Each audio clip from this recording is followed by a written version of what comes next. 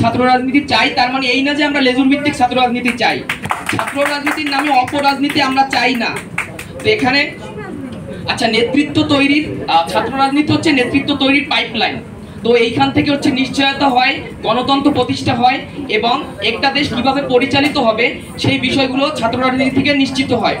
আচ্ছা, ছাত্র রাজনীতির মাধ্যমে এছাড়া চেক অ্যান্ড ব্যালেন্স এবং জবাবদিহিতার বিষয়গুলো ছাত্র রাজনীতি থেকে উঠে আসে। একটা দেশের উন্নয়নশীলতা এবং তার উন্নত কতটুকু হবে সেটা নির্ভর করে ওই দেশের রাজনৈতিক অবস্থার উপরে।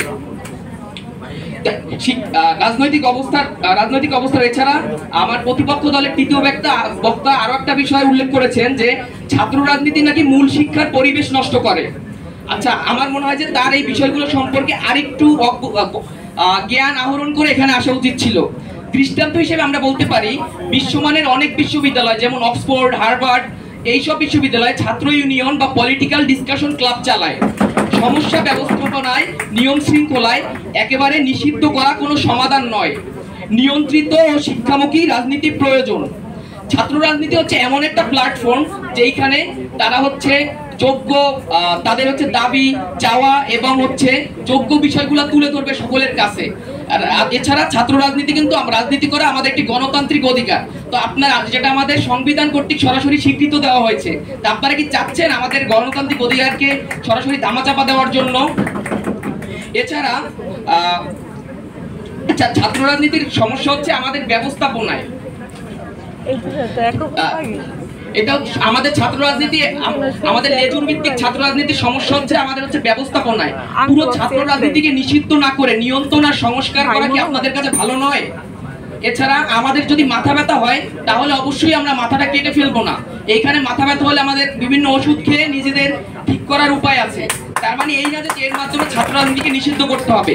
এছাড়া আমাদের প্রতিপক্ষ দলের তৃতীয় বক্তা আরেকটা বিষয় বলে গেছেন যে 18 কোটা আন্দোলন, 18 হচ্ছে 18 নিরাপদ সড়ক যে আন্দোলন, 24 বৈষম্য বিরোধী আন্দোলন, এগুলো নাকি ছাত্র রাজনীতির অংশ নয়। আপনার অজ্ঞতির জন্য জানানো হচ্ছে যে 2024 বৈষম্য বিরোধী ছাত্র আন্দোলনে যারা নেতৃত্ব দিয়েছিলেন, নাহিদ, তারপরে হাসনাত আব্দুল্লাহ, তারপরে অন্যান্য যারা ছিল, তারা হচ্ছে গণতান্ত্রিক ছাত্র শক্তির অংশ ছিল।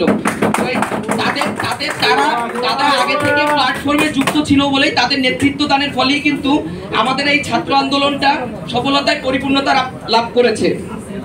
আচ্ছা, এছাড়া আরেকটা বিষয় আপনারা বলেছেন যে ভাষা আন্দোলনে নাকি সবার হচ্ছে স্বতঃস্ফূর্ত অংশগ্রহণ ছিল। আপনারা হয়তো এই বিষয়টা সম্পর্কেও জানেন না যে ভাষা আন্দোলন হওয়ার আগে কিন্তু 1947 সালে তমুদ্দিন মজলিস গঠিত হয়। সেটা হচ্ছে পুরোপুরিভাবে রাজনীতি এবং ছাত্র রাজনীতির অংশ। ধন্যবাদ সকলকে, ধন্যবাদ বিচারক মণ্ডলীকে।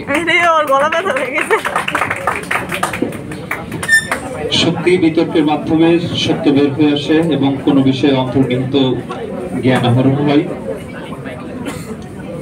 এ পর্যায়ে আহ্বান জানাচ্ছি শিক্ষা প্রতিষ্ঠানে ছাত্র রাজনীতি নিষিদ্ধ হওয়া উচিত এর পক্ষ দলের চতুর্থ বক্তা এবং দলনেতা সাইদুল হাসান শৈশবকে।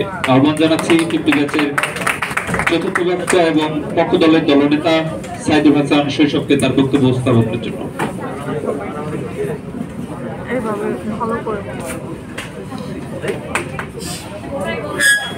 রাজনীতি নিষেধ করা উচিত, আমরা এর পক্ষে আমাদের সকল সদস্যবৃন্দ একসাথে অবস্থান গ্রহণ করছি। মাননীয় স্পিকার, তাদের ভাষ্য মতে শিক্ষা প্রতিষ্ঠানে ছাত্র রাজনীতি চলে না, চলে সন্ত্রাস রাজনীতি। গত 16 বছর যাবৎ এই সন্ত্রাস রাজনীতি বন্ধের জন্য কোনো শিক্ষার্থী প্রতিবাদ জানায়নি কারণ নির্যাতনের ভয়ে। যখন সন্ত্রাস রাজনীতির সদস্যরা কোন শিক্ষা প্রতিষ্ঠানে হত্যা করা, ধ্বংস করা, ঠিক তখনই ছাত্র সমাজের ঐক্য হয়ে তাদের বিরুদ্ধে দাঁড়ানোর কারণ হলো পরবর্তীতে হত্যার আঙ্গুল যাতে তাদের দিকে না আসে। মাননীয় স্পিকার, এরা বিক্ষোভ মিছিল করে। বিক্ষোভ মিছিলে তাদের একটাই স্লোগান হয় যে ক্যাম্পাসে ছাত্র রাজনীতি নিষিদ্ধ করা হোক। আমরা যদি লক্ষ্য করি 5ই আগস্টের পর ঢাকা বিশ্ববিদ্যালয়ের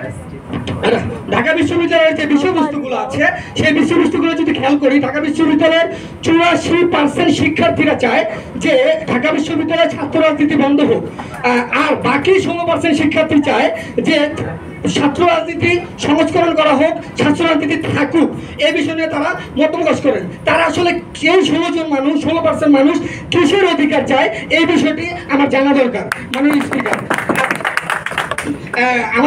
আমাদের বিপক্ষে দলনেতা একটা কথা বলছেন, আগামী বাংলাদেশকে গড়বে ছাত্র রাজনীতি, এরকম একটা কথা বলা হচ্ছে। আমরা যদি 71-এর দিকে খেয়াল করে দেখি, যত ছাত্র রাজনীতিবিদরা ছিল বা ছাত্র রাজনীতির নেতারা ছিল, তারা 71-এর সময় দেশ পরিচালনার কাজে সবচেয়ে গুরুত্বপূর্ণ ভূমিকা পালন করেছে। কিন্তু আমরা এই 16 বছর যাবৎ কোন রাজনৈতিক নেতা, সংসদ সদস্যের সবচেয়ে গুরুত্বপূর্ণ পদে সে কোনো ভূমিকা পালন করেনি। এই ক্ষেত্রে সবচেয়ে গুরুত্বপূর্ণ ভূমিকা পালন করছে ব্যবসায়ীরা, যারা টাকার মাধ্যমে, তাদের ক্ষমতা বলের মাধ্যমে সাকিব আল হাসানের মতো লোক, ফেরদৌসের মতো লোক গুরুত্বপূর্ণ ভূমিকা রাখে। মাননীয় স্পিকার, আমরা যদি খেয়াল করি, ছাত্র রাজনীতি আর ছাত্র ঐক্য, আমাদের বিপক্ষ দলের কর্মীরা বিষয়টাকে এক করে ফেলছে। ছাত্র রাজনীতি বলতে এই না যে শিক্ষা প্রতিষ্ঠানের বাইরে আমরা আলাদাভাবে রাজনীতি করবো। ছাত্র রাজনীতি হচ্ছে শিক্ষা প্রতিষ্ঠানের অধিকার নিয়ে কাজ করে। আমরা যদি, যেমন আমাদের বিপক্ষ দলের কর্মী বলেছিল যে অক্সফোর্ড ইউনিভার্সিটিতে, হার্ভার্ড ইউনিভার্সিটিতে ছাত্র ক্যাবিনেট তৈরি করা হয়, যেখানে তারা প্রেসিডেন্ট হিসেবে নির্বাচিত হয়, প্রধানমন্ত্রী হিসেবে নির্বাচিত হয়, সেখানে তারা ছাত্রদের সমস্যা নিয়ে কাজ করে, ছাত্রদের অসুবিধাগুলো সমাধান করার চেষ্টা করে। এই ক্ষেত্রে ছাত্র রাজনীতি এটা যায় না।